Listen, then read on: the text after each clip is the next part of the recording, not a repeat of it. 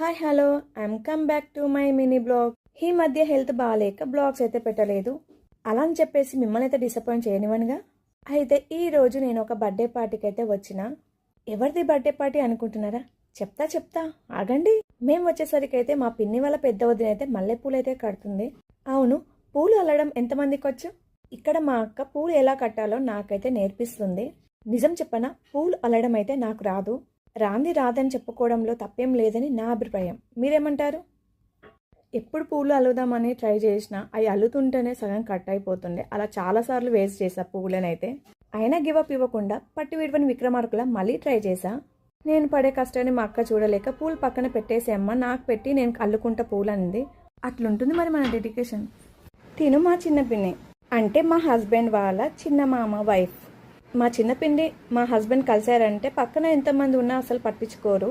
చూసారా, వాళ్ళ ముద్దులో అల్లుడు వచ్చాడనేసి టీ తీసుకొచ్చి అయితే ఫస్ట్ ఇచ్చింది. అలా ఉంటుంది వీళ్ళ బాండింగ్. వీడు మా చిట్టిపొట్టి లడ్డుగాడు ఎవరో కొత్త పర్సన్ ఎత్తుకున్నారని ఏడవడం స్టార్ట్ చేశాడు. మేమంతా వచ్చామని మా పిన్ని అయితే చాలా వెరైటీస్ ఐటమ్స్ అయితే చేసింది. అన్నీ ఇప్పుడే చెప్పేసేలా. నెక్స్ట్ వీడియో వరకు వెయిట్ చేయండి. నా మినీ బ్లాగ్ నచ్చితే లైక్ చేయండి.